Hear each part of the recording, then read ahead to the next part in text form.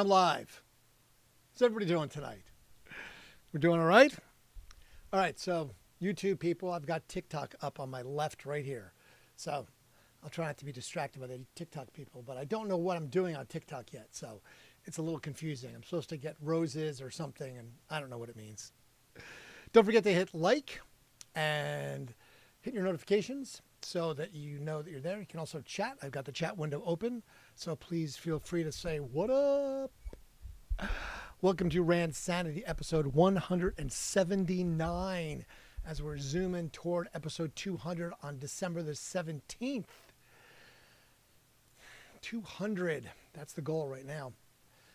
Thanksgiving tomorrow, so hopefully all your travel has ended. You are wherever you're supposed to be, and you have landed safely so that you can get all your turkey fillings tomorrow.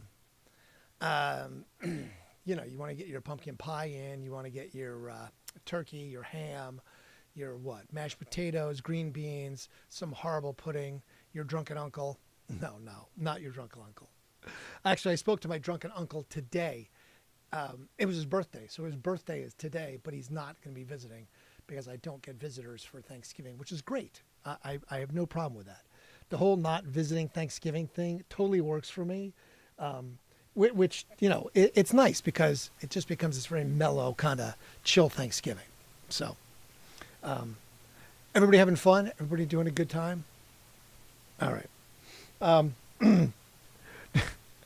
So if you saw the initial post, there's a picture of the bird because the bird is the word, right? Because everybody talks about the bird, Surfin' Bird. All right. So I thought the trivia for the night would be Surfin' Bird. Surfin' Bird was originated by a band called the Trashmen, and it came out in 1963. And the song is actually a combination of two rhythms and blues songs, believe it or not. Okay. The song is Papa Ooh Mau Mau. Where they say that, in the song they go, Papa ooh mau mau, Papa ooh mau mau, Papa. And it's also, the bird is the word. So that's the two songs. The actual song is the bird is the word. It's been covered by over 51 different artists, including the Ramones, Silverchair, the Cramps, Sodom, and Hammerfall. Whoever the hell Hammerfall is. Now, if you remember, it's been in some movies too. It was in Pee Wee Herman. He was singing it. Pee Wee Herman sung it in his movie Back to the Beach. It was also in Full Metal Jacket. Remembered it in Full Metal Jacket. And famously, Family Guy. Many times it's been on Family Guy, where Stewie is talking about losing his mind over it. Jesus gives him the album. Peter talks about the certain ornithological creature. No! Surfin' Bird. So, everybody's heard about the bird. The bird is the word. Surfer, bird. Bird is the word. So, that was the theme. So, bird is the word. Because the first thing is from 1945 when Charlie Bird Parker, I'm not making this up, he's really a guy, Charlie Bird Parker, he led a recording session with Dizzy Gillespie and the Savoy label marketed as the greatest jazz session ever. Charlie Bird Parker. I have no idea what Charlie Bird Parker is. He's old. I was not there. In 1963, the Beatles re-recorded Please Please Me at a faster tempo based on George Martin's suggestion. George Martin being the producer of all the Beatles stuff. It took them 18 takes and Ask Me Why for the flip side on their EMA Studio London recording. When it was released in the USA on the VJ label, I don't make this up, the VJ label, the first pressing featured a typographical error and the band's name was misspelled. It was spelled the Beattles, the Beatles, the Beatles.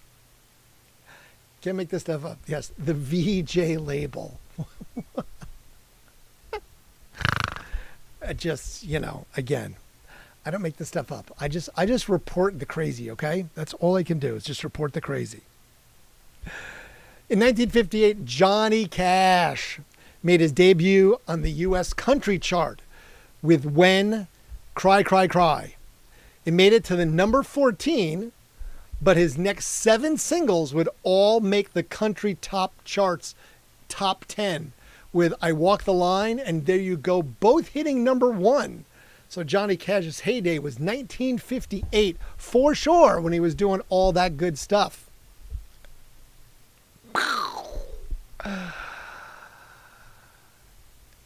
Also on the Beatles, 1967, a promotional film, The Beatles' Hello Goodbye, was aired on the Ed Sullivan Show in the U.S., but it was never shown in the United Kingdom because there's a musician's ban on lip syncing. You're not allowed to have any lip sync bands in the UK at all. So they banned them. So they would have banned Milli Vanilli before they even got started here. They would have been like, you're out. No Milli Vanilli. They banned the Beatles. So you know that that's the real deal when you ban the Beatles. These are the guys that closed Harrods department store last night on the 25th of November in like 1967 to go shopping. That's like closing Macy's in New York City the day before Thanksgiving, going, yeah, we're going to have these rock stars. They're going to go shopping for their families. Hey, man, you got the clout. You got the pull. Do it, right? In 1967, this was the 10th date of a 16-date tour with Pink Floyd, Jimi Hendrix, The Move, The Nice, The Outer Limits, and Amen Corner. Tonight's date was at the Palace Theatre in Manchester, as well as all of the dates. There were 2 shows per night. So they did 2 concerts per night for 16 straight days in the UK. Jimi Hendrix did, alongside with Pink Floyd and a bunch of other bandies. In 1968, the band Cream gave their final farewell tour in the Royal Albert Hall in London. Also in the bill were Yes and the band Taste, which I never heard of. The concert was filmed and released as Cream's farewell concert, which has been criticized for both its mediocre sound and visual effects during Ginger Baker's drum solo. He seems to change clothes at lightning speed due to careless post-editing. They also came back and says very, very short reunion in the year 2005, but that was it. So, bands. They can't stay broken up because there's too much money to be made. In 1973, the New York Dolls made their live UK debut at BB's Rainbow Room in London. The American band, who formed in New York in 1971, was influenced by the look of many new wave 1980s era glam metal groups. Now that makes no sense. If they were formed in 1971, the look of many new wave eras 1980 glam groups, what? That makes no sense. If they 73 eras bands, so unless the 80s era bands model themselves after the New York Dolls, that makes sense. I guess that makes more sense, right? I can't always make this stuff make sense out of it. It doesn't always make sense to me sometimes. Now, this is the punkest, rockiest punk band in the world. The Sex Pistols released Anarchy in the UK on this day in 1976. Originally, it was issued in a plain black sleeve. The single was the only Sex Pistol recording released by EMI Records. It reached number 38 on the United Kingdom singles chart before EMI dropped the group on January 6th of 1977. It was also the only time that they got to chart because they basically had problems with the other record labels that all thought it was an issue with their popularity because of the name Sex Pistols. I mean, they're the punkiest band that was ever made, so... In 1988, aboard the Soyuz 7 Russian space station, the actual cosmonaut took a cassette tape with him of Pink Floyd, Delicate Sound of Thunder, and played it in orbit, making Pink Floyd the first rock band to be played in space. David Gilmour and Nick Mason of the band both attended the launch of the spacecraft in Russia. Oh, here's the good guy of the day award for Garth Brooks. In 1991, Garth asked fans to bring 10 cans of food to a grocery store in exchange for a lottery envelope some of which contained tickets to see Garth at a forthcoming show. Over 10,000 cans were donated to the charity. So the day before Thanksgiving, Garth got 10,000 cans of food donated. So you got to give Garth the Good Guy of the Day award for that one. You know, I mean, that's a beautiful thing. You got to love the fact that Garth Brooks would do that. In 1994, the Eagles started a 2-week run at #1 on the U.S. album chart with Hell Freezes Over. The album's name is a reference to the quote by Don Henley after the band broke up in the 1980s. And he commented that the band would play together when ... Hell freezes over. Don Henley must die. Mojo Nixon sung that song. Don Henley must die. 1994, Boyz II Men started their 14th and final week at #1 on the U.S. singles chart with I'll Make Love to You, giving them the longest run in chart history, along with I Will Always Love You by Whitney Houston. Boyz II Men for 14 weeks at #1?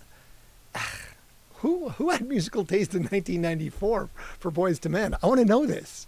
I want to know who was listening to that and voting them #1 in 1990. I just know. No, I don't think it was that good in 1994. I don't think it's that good now. I just don't think so.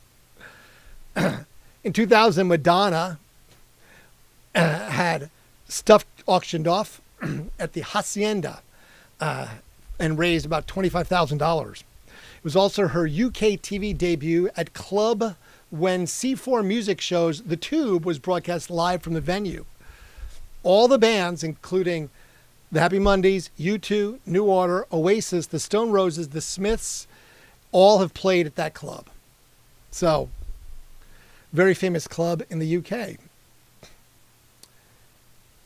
2000, again, which, again, this always makes me so, this is like, listen to me.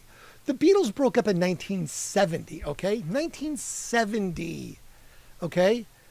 In 2000, they went to #1 on the U.S. album chart with Beatles 1. Okay, that's 80, 90, 2000. That's 30 years after they broke up. 30 years after they broke up.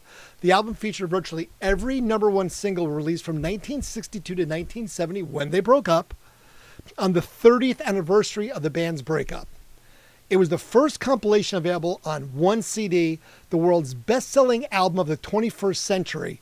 One has sold over 31 million copies.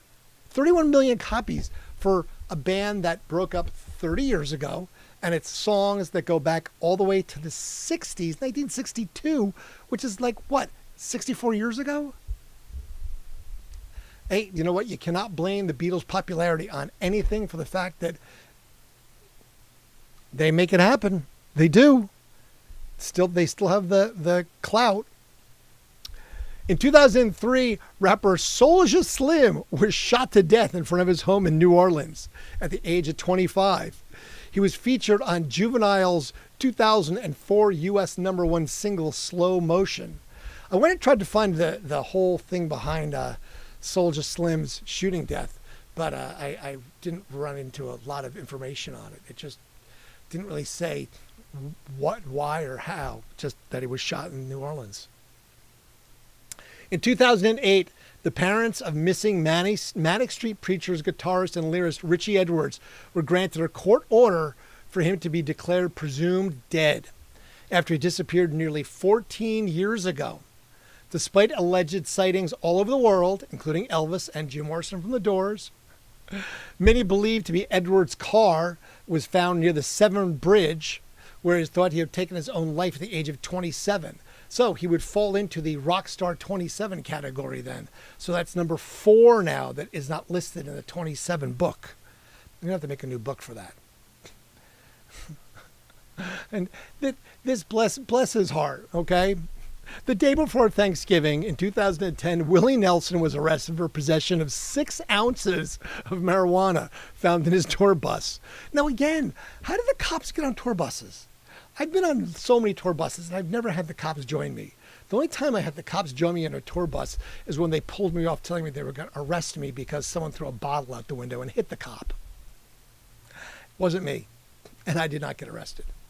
But how the police get onto tour buses is beyond me. Just like how they get into people's apartments all the time. Especially all these rock stars are like, this happened in this apartment. I'm like, how? How did this thing happen? Anyway, they were traveling from Los Angeles to Texas.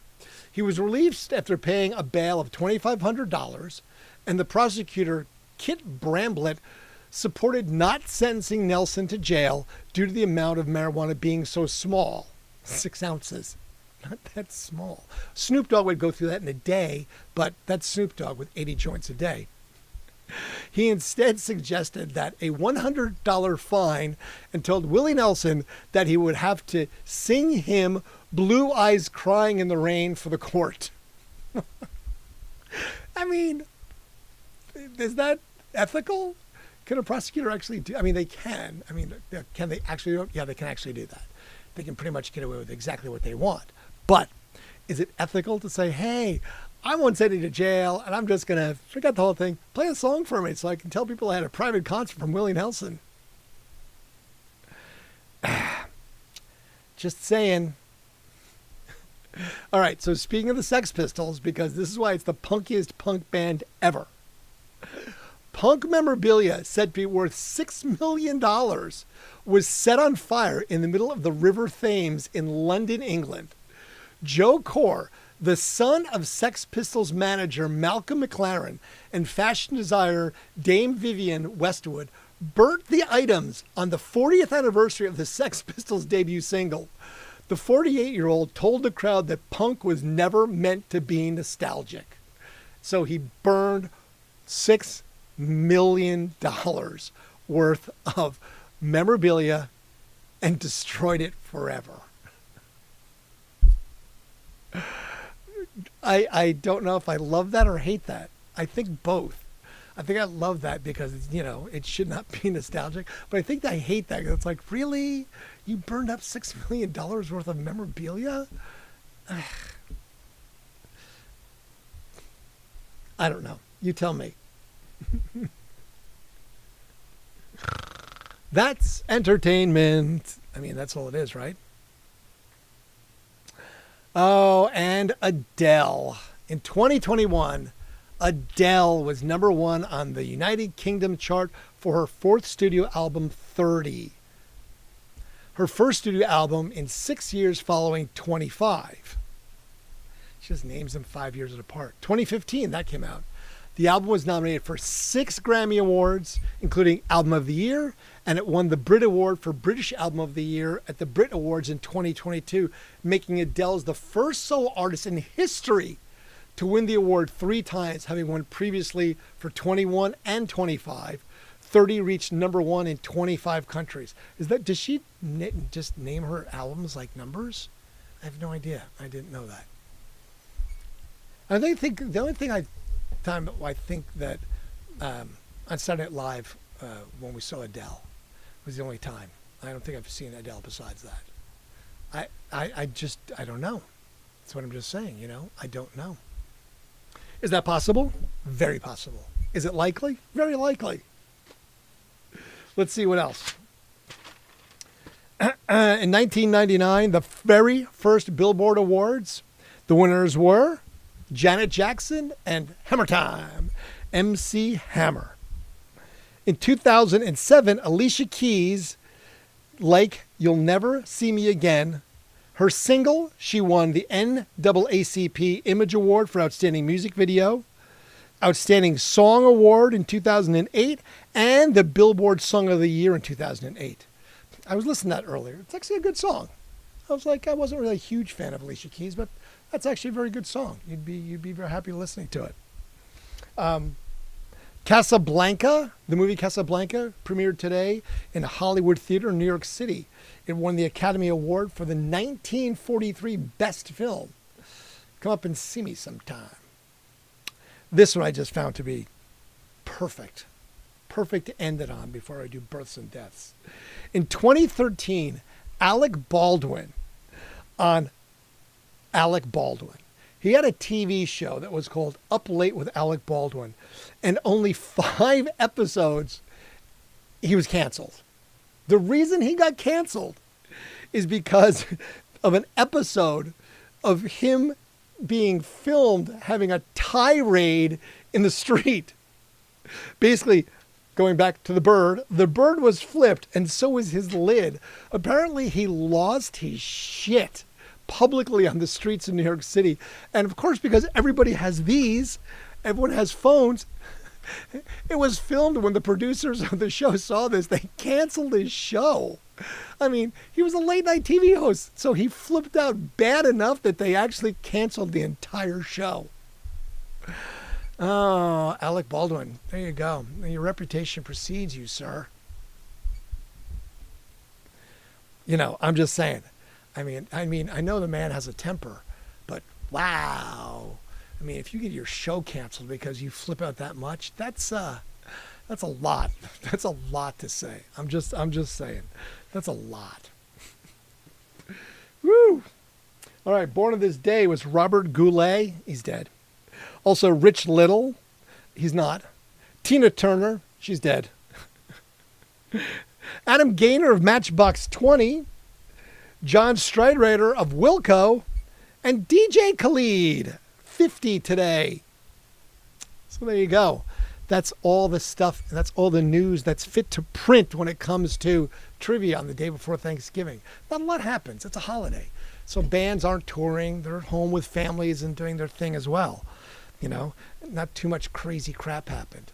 I was trying to look back through shows that historically happened on this night, and I could not find a lot that I got through. I was going through the list of all the concerts and some of the ticket stubs, but I did not find a ton. I mean, it's the night before Thanksgiving, so you don't see a whole lot.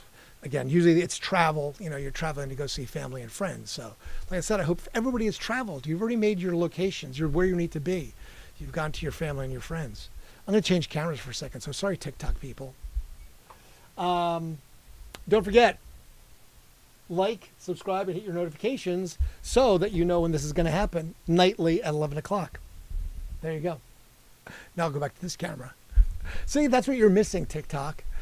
So you have to let me get my permissions back so that way I can do the other stuff. I can watch on the other things. So, all right. I am going to go and sit on the couch and prepare my stomach for indulging too much tomorrow in all the stuff that is Thanksgiving. You know, pumpkin pie and mashed potatoes and gravy and, well, turkey. Yes, of course there's turkey. Why wouldn't there be turkey? I mean, isn't that the way it's supposed to work? It's supposed to have turkey? So, all right. On that note, I will see you all tomorrow for episode 180. 180. 20 episodes to go to hit 200. Only 20 to go to hit 200. December 17th will be episode 200. And then I'm going to stop numbering them. Or, I mean, I'll say they are. But we'll do something stupendous and spectacular for 200. I just don't know what yet. Maybe we'll do a 24-hour marathon. See if I can handle 24 hours of just talking before my voice falls off my head. See if I can make that happen. All right. So until then, tomorrow, I appreciate you. Grateful for everything. Thank you so much.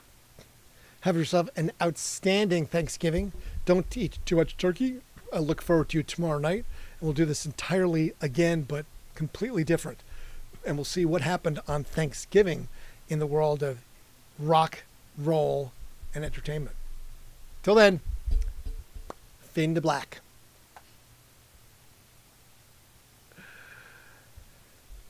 There you go. Okay, let's see. End stream. Bye, Travis.